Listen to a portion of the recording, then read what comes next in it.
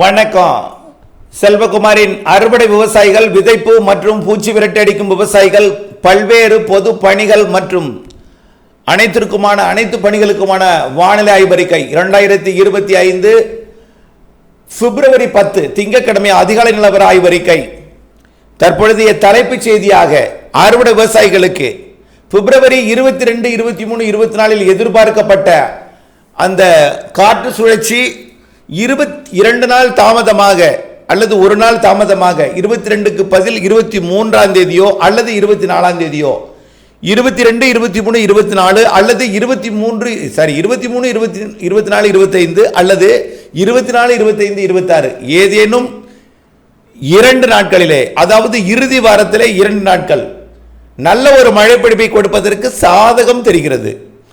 அதாவது தற்பொழுது தென்னரை கோலத்தில் இருக்கக்கூடிய 2 வலுவான புயல்கள், சூப்பர் புயல் ஒன்றும் சாதாரண புயல் ஒன்றும், இரண்டாவதாக இருக்கக்கூடிய புயலும் சூப்பர் புயலாகும். ஆகவே இப்பொழுதைய நிலைப்படி ஒரு சாதாரண புயல் ஒரு சூப்பர் புயல் நீடித்துக்கொண்டு ஆஸ்திரேலியா அருகேயும் ஒரு மண்டலம் உருவாகி 3 நிகழ்வுகள் வட அரைக்கோளத்தில் குளிரை தென்னரைக்கோளம் நோக்கி நிலநடுக்கோட்டை தாண்டி இருக்கிற காரணத்தினாலே குளிரலை தமிழ்நாடு ஊடாக பயணிக்கிறது. உயரழுத்தமும் மேலடுக்கில் இருக்கக்கூடிய அழுத்த மிகுந்த காற்றை கீழே இறக்கி மூடு பனிப்பொழிவை ஆங்காங்கே வெவ்வேறு நேரங்களில் நள்ளிரவு, அதிகாலை, காலை என்று வெவ்வேறு நேரங்களில் நாளுக்கு நாள் இடத்துக்கிடம் நகர்ந்து மாற்றி அமைத்துக் கொண்டிருக்கிறது. ஆகவே இதன் அடிப்படையில் இந்த வானிலை தொடரும். பகல் நேர வெப்பநிலை, அதிகபட்ச வெப்பநிலை மதியம் 2:30 மணிக்கு தமிழ்நாட்டில் ஒரு இடத்துல 35 டிகிரி எட்டி கொண்டிருக்கிற நிலையில், ஆனால் இதை தாண்டாது 36 டிகிரி ஓரிரு நாள் போகலாம். ஆனால் அந்த 36 என்பது 96.8 டிகிரி ஃபாரன்ஹீட் ஆகும். உடல் வெப்பமும் வெளி வெப்பமும் சமமாக இருக்கும் என்பதில் உடல் உபாதைக்கு வாய்ப்பு இல்லை, அச்சப்பட வேண்டாம் பிப்ரவரியை பொறுத்த வரைக்கும். ஆனால் தற்பொழுது 2-3 நாட்களாக 35 டிகிரி, 35.2, 35.5 என்று ஒரு நாள் போன நேரத்தில் பல நாட்கள் ஒரு நாள் ஏறி மீண்டும் 35க்கு வந்து 34.5 குறைந்து விட்டது. அதே போல குறைந்தபட்ச வெப்பநிலை இரவு 2:30 மணிக்கு, அதிகாலை 2:30 மணிக்கு பதிவு செய்யக்கூடிய அந்த குறைந்தபட்ச வெப்பநிலை என்பது தற்பொழுது 15.5 இருக்கிறது. ஏற்கனவே மிக குறைந்து 15 இருந்தது, இப்பொழுது 15.5 டிகிரி செல்சியஸாக இருக்கிறது. ஆக இரண்டுக்கும் இடையே வேறுபாடு 19 டிகிரி செல்சியஸ் என்பதை புரிந்து கொள்ள வேண்டும். அதிகபட்ச வெப்பநிலைக்கும் குறைந்தபட்ச வெப்பநிலைக்கும் இது எங்கே பதிவாகிறதுனா ஈரோடு, நாமக்கல் மற்றும் கரூர் மாவட்டத்தை ஒட்டிய காவிரி கரையோரத்தை ஒட்டி பதிவாகிறது. ரைட். அடுத்தபடியாக மழைப்பொழிவை பொறுத்த வரைக்கும் 12, 13, 14 நீண்ட காலத்துக்கு முன்பு சொல்லியிருந்தோம். அது காற்று சுழற்சி முன்னேற விடாமல் இருக்கிறது. இதனால மேகமூட்டம் மட்டும் மிரட்டி கொண்டிருக்கும்னு அது அறிக்கையில் நம்ம சொல்லியிருக்கிறோம். அதன் அடிப்படையில் 12, 13, 14 மட்டும் இலங்கைக்கு, 11, 12, 13 இலங்கைக்கும், தென் தமிழ்நாட்டிற்கு 12, 13, 14 மிரட்டும் மேகம், கருமேகம் சூழ்ந்து மிரட்டுமே தவிர மழைக்கு வாய்ப்பில்லை. டெல்டாவிற்கும் 12, 13, 14 தேதி மிரட்டும் வானம் மட்டும் இருக்கும். ஆக மழை வாய்ப்பில்லை. ஆனால் அடுத்த மழைப்பொழிவு இருக்கிறது. நம்ம அடுத்தது 22ஆம் தேதி சொல்லியிருந்தோம். அது 23ஆம் தேதியோ அல்லது 24ஆம் தேதியோ வரும் என்று எதிர்பார்க்கப்படுகிறது.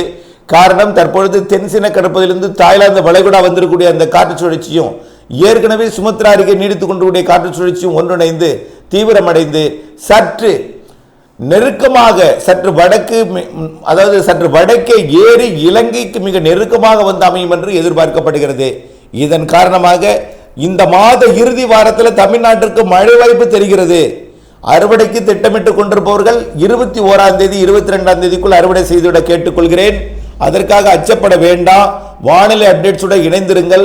அந்த சிஸ்டம் எப்படி ஏறி வருகிறது, இலங்கைக்கு கண்டிப்பாக மழைப்பொழிவை கொடுக்கும் என்று ஏற்கனவே சொல்லியிருக்கிறோம்.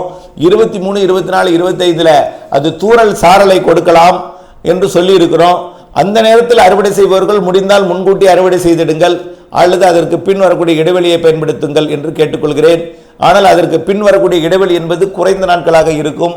முதல்ல மழை பெய்துவிட்டால் அதற்கு பிறகு மாத இறுதி நாட்களிலே மழை உலர்ந்து ஈரம் காய்ந்து அறுவடை செய்வதற்கு கொஞ்சம் பிரச்சனை இருக்கிறது.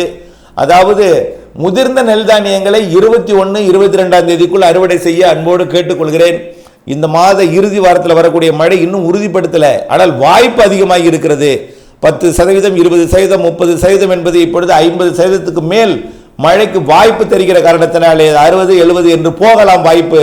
கடைசியாக 100% கூட அமைந்து விட்டால் மழை பொழிவு அறுவடைக்கு இடையூறு கொடுத்து விடும் என்பதனால அறுவடைக்கு திட்டமிட்டுக் கொள்ளுங்கள். இதனால வானிலை அப்டேட்ஸோட இணைந்திருந்து வானிலை அறிந்து நீங்கள் விவசாயம் செய்ய வேண்டும், இடைவெளி அறிந்து அறுவடை செய்ய வேண்டும் என்று அன்போடு கேட்டுக்கொள்கிறேன்.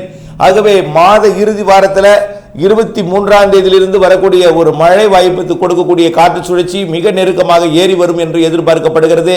நிலநடுக்கோட்டுக்கு தெற்கே இருக்கக்கூடிய புயல்கள் எல்லாம் விலகி போய்விடும். அடுத்த நிகழ்வு ஈர்க்கக்கூடிய நிகழ்வு, கட்டுப்படுத்தும் நிகழ்வு இருக்காது என்பதனால கட்டுப்பாட்டை மீறி அது கட்டுப்படாமல் தமிழ்நாட்டுக்கு நெருக்கமாக வரும் என்று எதிர்பார்க்கப்படுகிறது. இப்படித்தான் நாம் கோடை மழையை கூட நாம் அறிவித்துக் கொண்டிருக்கிறோம். நிலநடுக்கோட்டுக்கு சூரியன் குத்துக்கதிர் வந்ததும் நிகழ்வுகள் உருவாகி தமிழ்நாடு வருவதற்கு சாதகம் இருக்கிற காரணத்தினாலே இப்படித்தான் பிப்ரவரி இறுதி வாரம் போல மார்ச் ஏப்ரல் மே கூடுதல் வாய்ப்பாக அமையும். கண்டிப்பாக ஏப்ரல் மேல வலுவான நிகழ்வுக்கு சாதகம் இருக்குன்னு சொல்லிட்டே இருக்கோம். ஆகவே கோடை மழை இந்த ஆண்டு சிறப்பாக இருக்கிறது என்பதை நீங்கள் புரிந்து கொள்ள வேண்டும். அது மார்ச் ஏப்ரல் மே, மார்ச்சில் கூட சேர்த்துக் கொள்ளலாம். காரணம் பிப்ரவரி மாத இறுதியே வலுவாக தெரிகிற காரணத்தினாலே மார்ச் ஏப்ரலையும் நாம் மார்ச் ஏப்ரல் மே 3 மாதத்தையும் சேர்த்துக் கொள்ளலாம். ஆக மழை வாய்ப்பு கோடையில் இருக்கிறது. கோடையில் மழை இருந்தாலும் வெயிலும் இருக்கும் என்பதை புரிந்து கொள்ள வேண்டும். எல்லா நாளும் மழை பெய்து விடாது. பெரும்பாலான நாட்கள் வெயில் இருந்தாலும் இடையிடையே மழைக்கும் சாதகம் இருக்கிறது.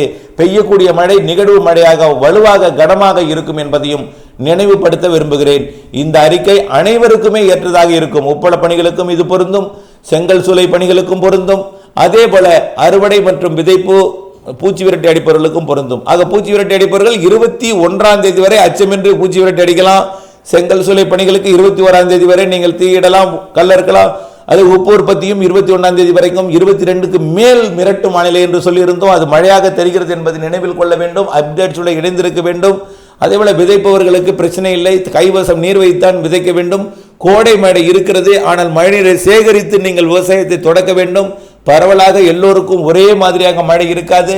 அது பருவமழையாகவே இருந்தாலும் ஒரு மாநிலத்தில் ஒரு பக்கம் இருக்கும், ஒரு பக்கம் ஒதுக்கும். அடுத்தடுத்த நிகழ்வு செட் ஆகும் பொழுதுதான் அது மழை பொழிவை தரும். ஆகவே கோடையில் 3 நிகழ்வுகள் இருக்கிறது, 2 நிகழ்வுகள் குறைந்தபட்சம் இருக்கிறது. அந்த கோடை நிகழ்வு மழை பொழிவை தந்தாலும் நாட்கள் நெருங்கும் பொழுதுதான் எந்த இடத்துக்கும் மழை பொழிவு என்பதை தெரியும். ஆகவே எந்த நேரம் எங்கே மழை பொழித்தாலும் நீங்கள் மழைநீர் சேகரித்து விவசாயத்தை தொடக்க நீங்கள் எந்த நேரமும் கைவசம் நீர் தேக்கி கவலை இல்லாமல் விவசாயம் தொடக்க அன்போடு கேட்டுக்கொள்கிறேன். மழைநீர் சேகரிப்பு அமைப்பை அமைத்திடுங்கள். மழைநீர் சேகரிக்க எந்த நேரமும் தயாராக இருங்கள். மழை பொழிவு இருக்கிறது, ஆனால் அறுவடைக்கு இடையூறு கொடுக்கும் மழை பொழிவு கண்டிப்பாக இருக்கிறது என்பதை நினைவில் கொண்டு அறுவடைக்கு திட்டமிட்டுக் கொள்ளுங்கள். அப்டேட்ஸுடன் இணைந்திருங்கள். தொடர்ந்து வானிலை ஆய்வறிக்கையுடன் இணைந்திருந்து மாறுதலறிந்து பணி செய்திடுங்கள். நன்றி.